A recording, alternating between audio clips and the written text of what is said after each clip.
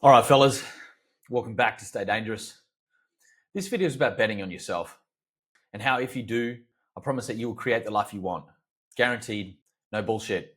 Just a clear path to get there. Stick with me to the end and you'll see exactly how to make it happen. I'm 35 and I learned this the hard way.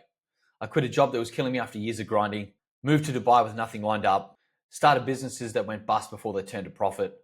Every time I backed myself, took the risk, it worked out. It's not luck, but for sure it's the only thing that I've seen that's certain. So here's what I'm going to do.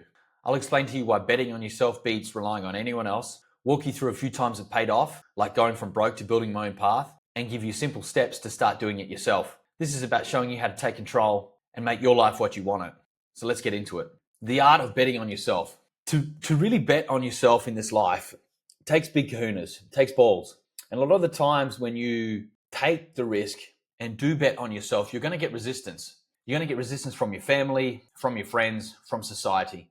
And the resistance that you feel will generally be in the realm of people telling you what you're about to do is risky. It'll be people telling you that you're crazy, that what you want to do and what you want to achieve, the chances of that succeeding is very minimal. What you need to understand is this resistance comes from a place of fear, a fear from them, within themselves.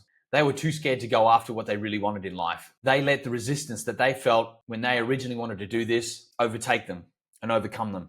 And so therefore they didn't actually do anything or achieve what they wanted to in life. So when you put yourself out there and you take a risk on yourself, especially when you put yourself out there publicly, you're going to face resistance. You must understand that this is going to happen. And when you see that this happens, you simply then need to overcome it. It's as simple as that. How do you overcome it? It's not easy, to be transparent. It's certainly not easy, but you just need to put one foot in front of the other and start making it happen. Little steps, moving towards whatever it is that you want to do, whatever it is that you're betting on yourself to be. Because in life, there's only really one person you can truly rely on, and that's you. So you must accept this. You can't rely on anyone else. I know you like to rely on your parents, your brothers, your sisters, your friends, but really, ultimately, when you're trying to create the life that you want to create and go after what it is that you want to go after, you can only rely on you to make that happen. This actually is a powerful freedom.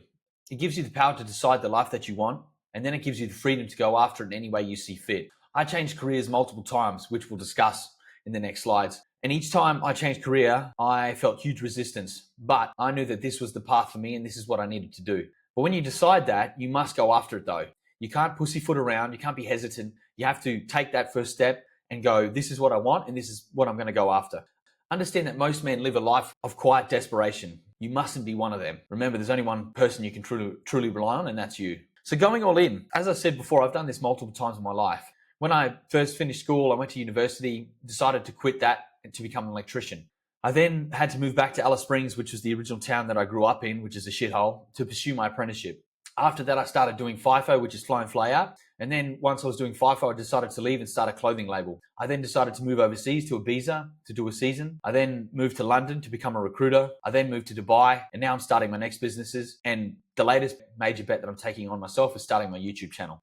I'm going to talk you through some of these examples. So my first one is quitting university to become an electrician. So I went to university for a total of 1 month. And if I'm honest, I just didn't think it was for me. I didn't really understand what I was doing there. I didn't understand the concept of uni. Like I was sitting in lectures, not really listening to the lecturer, not really understanding why they're even telling me all this information. And then I went to the classes, not really understood what was going on, what was the criteria. I think it was a little bit too unstructured for me compared to what I'd come from being school, which was quite structured. But ultimately, I just didn't really like the idea of having to wait 4 whole years before I could really earn some money. And that was one of the huge drivers for me in my life, was to always earn as much cash as I possibly could. So I thought, fuck this, I'm leaving. Went out into the world and started earning. And I knew then, after some soul searching, that really what I wanted to do was to become an electrician. I decided to become an electrician after I met some really successful guys who were in their mid-20s, in great shape, dressed well, educated, who all were electricians, earning, it was 120,000 Australian then, which as 19-year-old, 18-year-old Glenn was the most money I'd ever heard of. So I thought to myself, I'm going to become an electrician. So I then set out on my journey to do that for the next year. It took me 1 whole year to get, to be brutally honest. It didn't happen overnight. I was working in retail, selling suits, companies called Roger David and Ted Baker. brushing up on my sales skills. But it took me a while to get this apprenticeship. And the reason for that was because I had to sit multiple aptitude tests. Quite clearly, I was a little bit behind on the level that they wanted to, certainly from a maths perspective. So I took private tutoring. I did what I needed to do to get myself up to the level to become an electrician. And eventually I did get that apprenticeship. However, it wasn't the way that I thought it was going to be. I thought I was going to get an apprenticeship in Adelaide where I was living, but it didn't turn out that way. Actually, what happened was I had to move back to Alice Springs to pursue my apprenticeship. This was the only way for me at the time. I tried multiple different companies in Adelaide, didn't quite get the apprenticeship that I was looking for, but I got an opportunity back in Alice Springs to work on a major government base, or US defense base, I should say, to become an electrical apprentice. So that's what I did. And to be brutally honest, I did not want to do this. I hated the idea of having to move back to Alice Springs. I fucking hated Alice Springs. When I left there when I was 10, I thought to myself, I'm never coming back to this place. I was so glad to be leaving.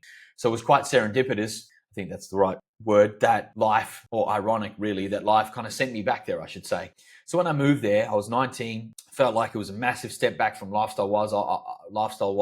I was living the city life in Adelaide, good bunch of mates, good nightlife, good restaurant scene, good cafe scene. I was very much enjoying my life, and I moved to Alice Springs, which didn't have any of that. It's a country bogan town in the middle of Central Australia. So anyway, felt like a huge step backwards. I didn't know anyone, and I certainly didn't know that this was going to work. But I packed my bags up, packed all my shit into my SS Holden Ute, drove off anyway. Found myself in Alice Springs when I was 19 to start my electrical apprenticeship. Turns out that job was okay for 2 years. I met some good friends, had a few paradigm shifts, met some pretty successful people. Weirdly enough, there's quite a few millionaires in Alice Springs, and realized that I needed to go to the next level. And to do that, being an electrician, getting on a FIFO job was a really sure way of doing that. FIFO stands for fly in, fly out. You basically fly into a job in the middle of nowhere. You get paid quite a lot of money because you're quite remote. You do that for 3 weeks straight and you come home for a week. That's basically what I did. So after 2 years, the jobs that I was working on closed, and I was working for a contractor called Leighton Contracting, and they'd just won a major underground contract for an underground cabling contract for a major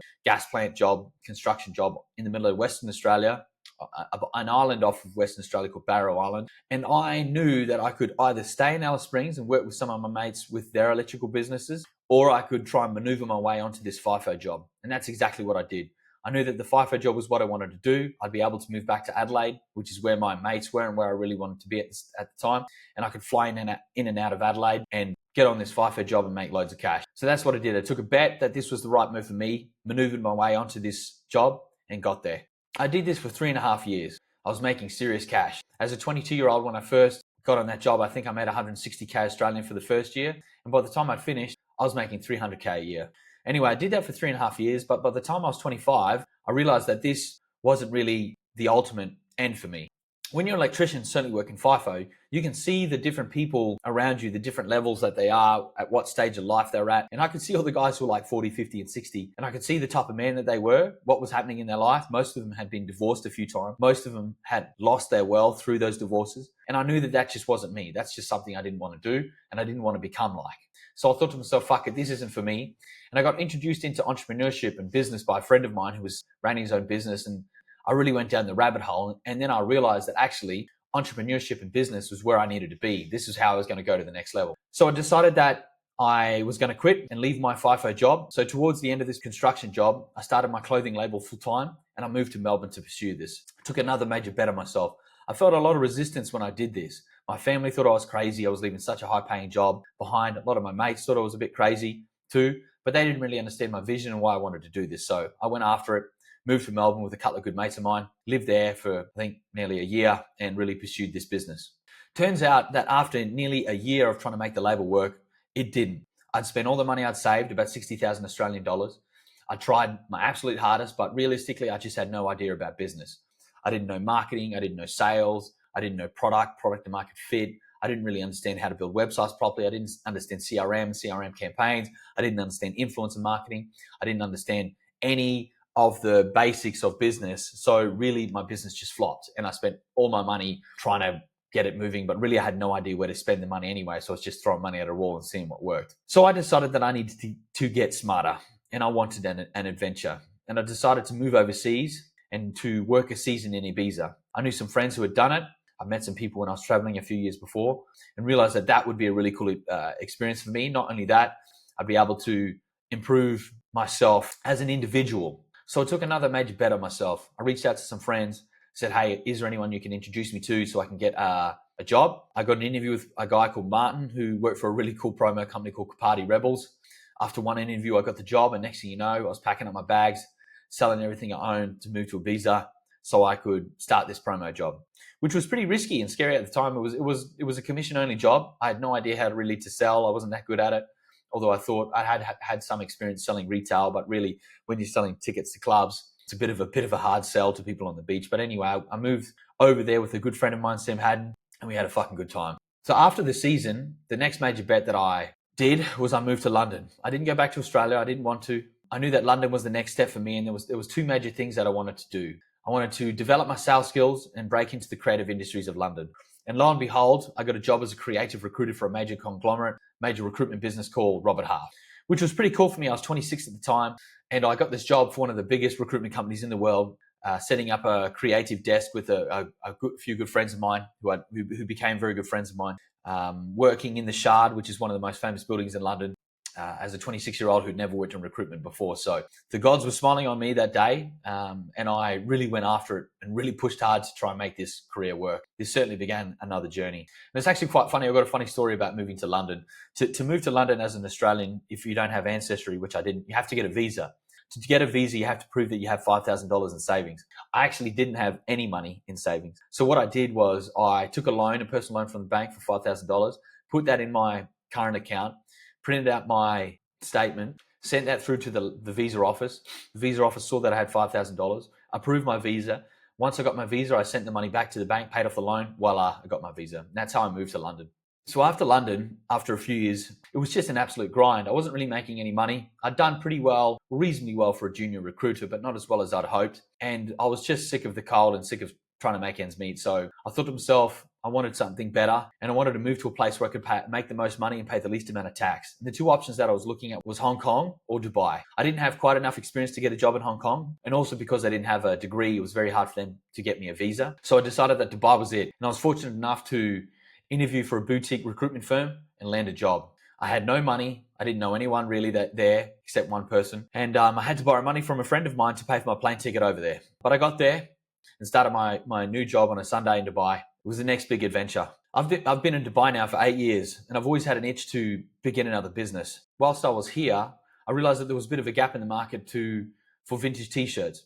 I've always been pretty in tune with culture and what's going on in the cultural sphere, and realized that vintage was having a moment, and I decided to start my own vintage tea label here in Dubai. I launched the brand, bought a heap of stock from the US, UK, sent it over to Europe, and brought it over to Dubai. Built my website, did a photo shoot, did all that, started really pushing the brand, trying to make it work. Unfortunately, the economies of this particular model just didn't make sense. I was spending money to get the products here in Dubai, and then I was sending money to ship the products out locally and internationally. Most of my customer base were people that knew me, and unfortunately they were all overseas. So I was losing all my margin on the shipping costs, really. But you can only know this once you try.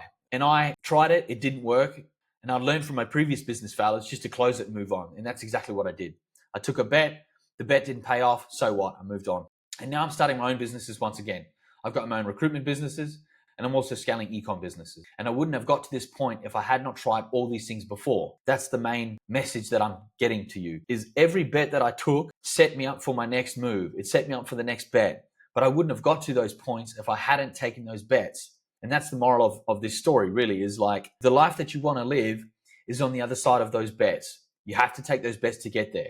You won't know where you're going until you take those bets, though, or you won't know how you're going to get there until you take those bets.